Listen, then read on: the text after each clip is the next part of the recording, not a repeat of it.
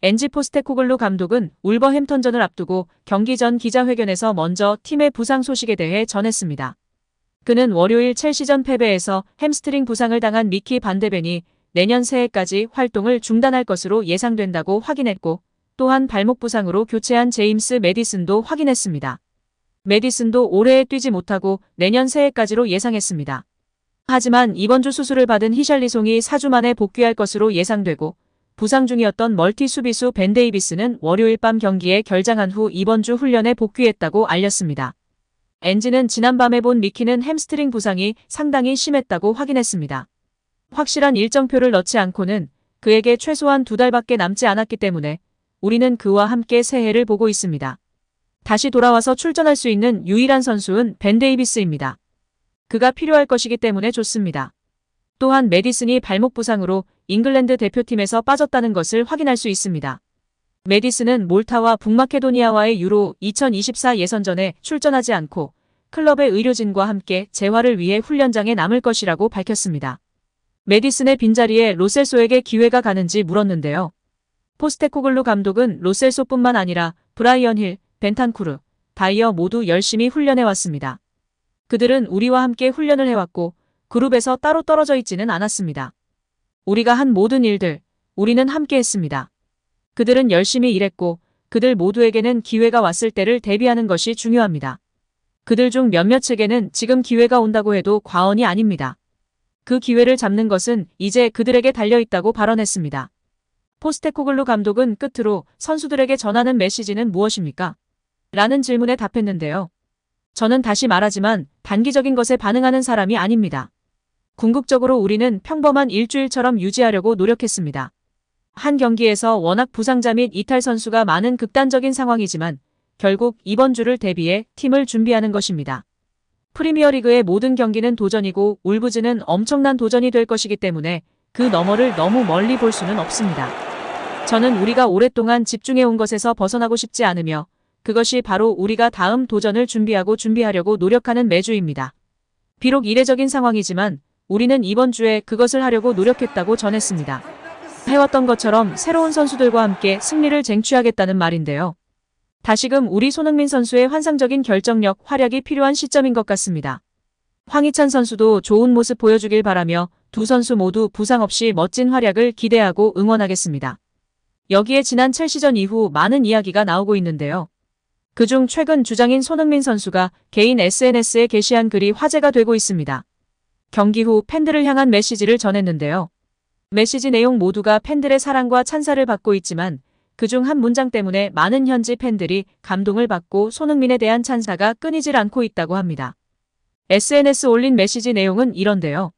지난밤 우리 서포터즈의 응원은 정말 대단했습니다. 저희는 경기장에서 여러분들의 에너지와 분위기에서 너무나 많은 것을 느꼈습니다.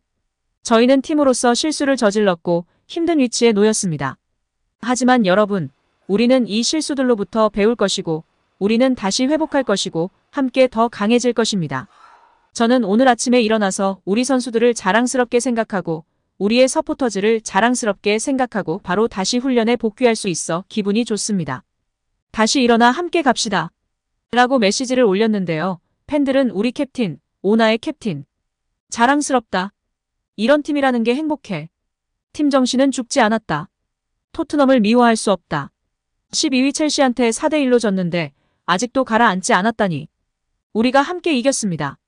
우리가 함께 졌습니다. 등의 반응을 보이고 있는데요. 특히 손흥민의 메시지에서 저희는 팀으로서 실수를 저질렀다며 팀으로서의 패배. 팀 정신을 강조하고 있는 손흥민의 발언 및 팀 정신에 매료되었습니다. 진정한 캡틴이라며 칭송하고 있습니다. 안방에서 중위권에 머물고 있던 첼시에 4대1로 졌지만 깨지지 않는 팀 정신과 철학으로 9명으로도 라인을 높이 올려 압박하고 공격하는 모습에 현지 팬들은 토트넘과 엔지 감독, 캡틴 손흥민에게 그리고 팀 전원에게 박수를 보내고 있습니다. 두 줄 수비로 버스를 세웠다면 비기면서 승점 1점을 얻었을지도 모르지만 팀 정신, 팀 철학을 포기할 수 없다며 전술적 선택을 한 엔지 감독과 그를 믿고 따르고 팬들을 위해 열심히 뛰는 토트넘이 찬사를 받고 있습니다. 그 중심에는 선수단을 하나로 묶는 우리 캡틴 손흥민 선수가 있습니다.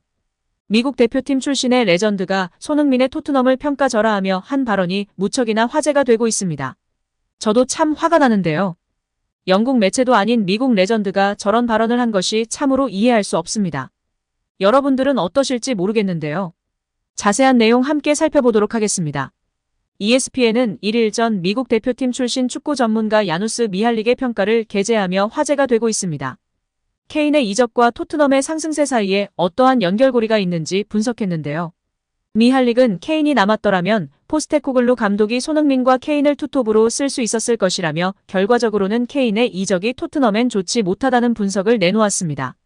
또 토트넘은 어린 선수가 많기 때문에 모두가 토트넘이 지는 모습을 보고 싶어 한다며 여러 팀이 지금의 토트넘 상승세를 시샘한다고 분석했는데요. 토트넘이 패한다면 어린 선수들에게 동요가 일어날 것이고 이러한 혼란 속에서 팀을 잘 재정비하는 모습을 보여줘야 발전할 수 있다는 분석입니다. 그러나 미할릭은 토트넘이 패배에서 쉽게 회복할 수 없을 것이라는 예측을 전하며 팬들의 분노가 높아지고 있습니다. 토트넘은 리그 우승을 할 수 있는 능력이 없다고 발언하며 망언을 한 미할릭은 손흥민이 없다면 누가 골을 넣을 것이냐며 주포가 손흥민에게만 머물고 있는 현 토트넘의 상황을 비판했습니다. 이어 데얀 쿨루셉스키, 히샬리송 등 공격 자원들 모두가 부진하거나 원래 골을 넣는 자원이 아니다라며 해리 케인이 남았더라면 손흥민이 부진할 때 보완해줄 수 있다고 밝혔습니다. 공격 포인트뿐 아니라 팀 영향력도 대단한 손흥민인데요. 올 시즌부터 토트넘 주장으로 임명된 손흥민은 팀의 젊은 선수들을 이끌며 토트넘을 리그 선두로 이끌고 있습니다. 엔제 포스테코글루 감독 아래 원톱 공격수로 변신한 손흥민은 리더십과 공격력 모두 불을 뿜으며 좋은 흐름을 이어가고 있습니다. 팀 내 고참부터 어린 선수들까지 우리 캡틴하며 손흥민 선수를 따르고 정신적 지주가 된 모습인데요. 손흥민의 활약으로 선두를 달리고 있지만 장기 레이스로 펼쳐야 할 정규 시즌서 마무리를 완벽하게 해내기에는 어려움이 따를 가능성이 높다는 평가입니다. 미할릭은 지금 당장은 손흥민이 케인의 부재에 이득을 보고 있지만 손흥민마저 부상 등으로 이탈한다면 토트넘은 누가 득점하는가라며 케인의 이적에 아쉬움을 표출했는데요. 글쎄요. 듣보잡 레전드가 망언을 한 것으로 전 생각이 드는데요. 여기에 대한 팬들의 반응은 엇갈리고 있습니다. 케인이 있었으면 다시 한번 푸대접을 받았을 게 뻔하다. 케인이 없어서 오히려 손흥민이 날개를 펼 수 있었던 것. 독단적이고 이기적인 플레이의 케인은 팀에 도움이 되지 않는다. 케인 원맨팀은 보고 싶지 않다. 케인의 움직임과 엔지볼은 맞지 않는다 라는 의견이 있고 그래도 월클 공격수 해리 케인의 존재만으로도 도움이 되었을 것. 팀의 보탬이 되는 것은 사실. 등의 의견이 나오고 있는 상황입니다. 글로벌 스포츠 매체 디애슬레틱은 2일 프리미어리그 순위표가 극적으로 변할 것 같지 않다. 이를 증명하는 통계가 있다라면서 현재 기준 순위표와 최종 라운드 순위표가 큰 차이를 보이지 않을 거라고 예측했습니다. 매체는 리그 순위표는 10경기가 치러져도 진정한 형태를 갖지 못한다는 걸 누구나 알고 있다. 전체 일정의 26%를 진행한 시점에서 2024년 5월에 각 팀이 차지하게 될 최종 순위에 대해 추론하는 건 꽤 이상하게 느껴진다고 초반 예측의 의미가 크지 않다는 걸 인정하면서도 현재 순위에서 극적으로 뒤바뀔 가능성이 낮다고 말할 이유가 있다라며 의외로 순위 변화는 크지 않을 거라고 설명했습니다.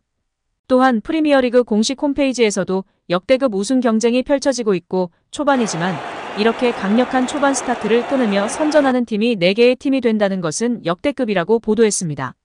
토트넘, 맨시티, 아스날, 리버풀 모두 승률부터 승점까지 역대급 레이스를 펼치고 있기에 4팀 중 누가 우승하더라도 합당하다며 보도했습니다.